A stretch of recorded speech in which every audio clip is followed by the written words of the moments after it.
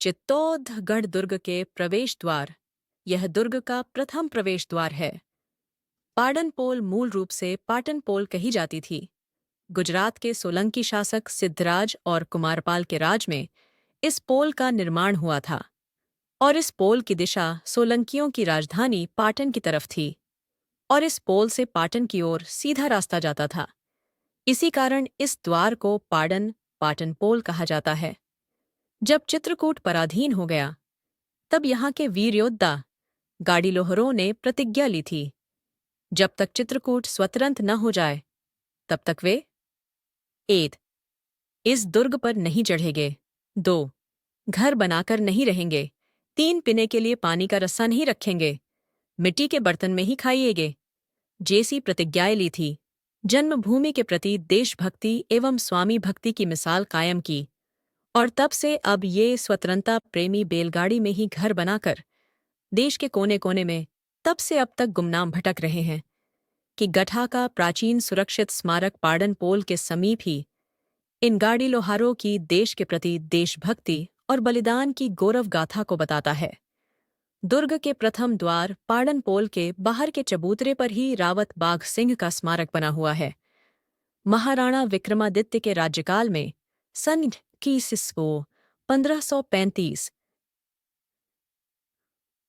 विन्य संवत्सर 1591 में यहाँ की अव्यवस्था से प्रेरित हो गुजरात के सुल्तान बहादुर शाह ने चित्तौड़ पर आक्रमण कर दिया। उस समय बालक होने के कारण हाड़ी रानी कर्मवती ने विक्रमादित्य व उदय सिंह को बूंदी भेजकर मेवाड़ के सरदारों को किले की रक्षा का कार्यभार सौंप दिया।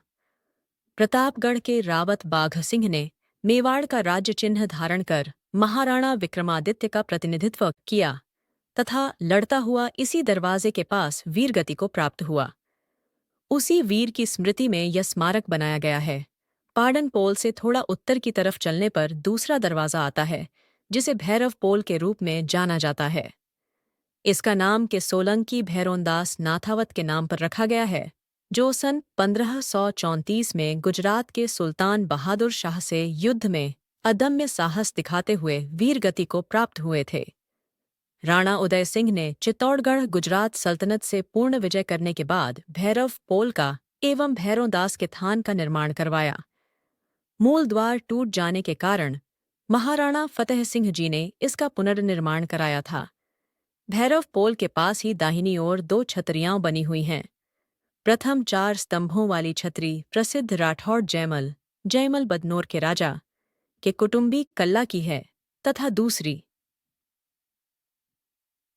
6 स्तंभों वाली छतरी स्वयं जयमल की है, जिसके पास ही दोनों राठौड़ मारे गए थे।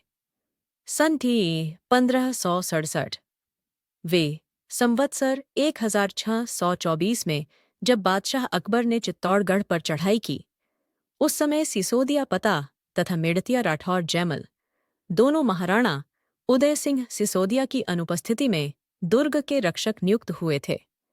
इसी तीसरे शाके की लड़ाई के दिनों में एक रात्रि जब जयमल एक टूटी दीवार की मरम्मत करा रहे थे, उस समय अकबर की गोली से उनकी एक टांग बेकार हो गई। लंगड़े जयमल को कल्ला ने अपने कंधों पर बिठाकर दूसरे दिन के युद्ध में उतारा था। उन दोनों ने मिलकर शत्रु सेना पर कहर ढा दिया। अंत में दोनों भिन्न भिन्न स्थानों पर वीरगति को प्राप्त हो गए। ये छतरियां उन्हीं की गौरव गाथाओं की याद दिलाती हैं। दुर्ग के तृतीय प्रवेश द्वार को हनुमान पोल कहा जाता है, क्योंकि पास ही हनुमान जी का मंदिर है। हनुमान जी की प्रतिमा चमत्कारिक एवं दर्शनीय है। हनुमान पोल से कुछ आगे बढ़कर दक्षिण की ओर मुड़ने पर गणेश पोल आता है, जो दुर्ग का चौथा द्वार है। इसके पास ही गणपति जी का मंदिर है। यह दुर्ग का 5वां द्वार है और छठे द्वार के बिल्कुल पास होने के कारण इसे जोड़ला पोल कहा जाता है। दुर्ग के इस छठे द्वार के पास ही एक छोटा सा लक्ष्मण जी का मंदिर है, जिसके कारण इसका नाम लक्ष्मण पोल है।